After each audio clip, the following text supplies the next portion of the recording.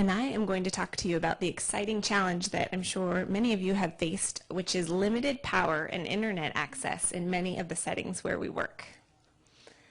Limited power can be a very big deal because we need power to charge the electronic devices that we often want to use to collect data. And similarly, there are many web-based platforms that are helpful for data collection, but if you cannot access the internet continuously, then it's hard to use those. So my study site for the last 8 years has been Nachavale Refugee Settlement in southwestern Uganda.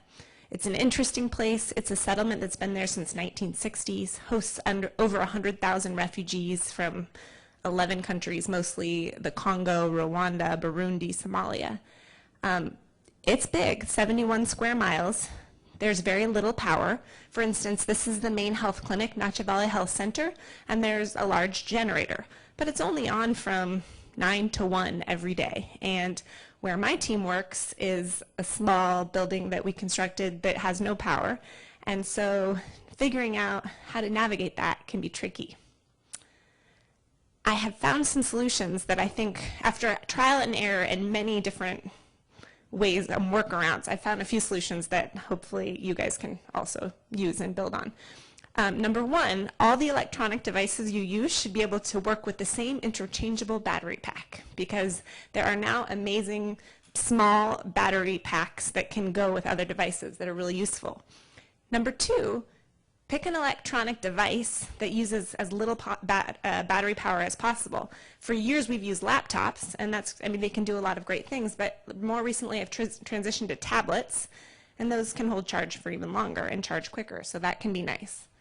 And then finally, we're starting to use solar energy, which is lovely because in this setting it's very hot and there's a lot of sun. And so, for instance, in one of the places, actually you see pictured here, we have panels set up on the roof and then wires that run into our main research office where we can just continuously charge the external battery packs or the tablets and keep things going. Of course, this is easier in a place where you have a long-term established research going on, and harder in an acute crisis where you're in for a shorter period of time or more abruptly.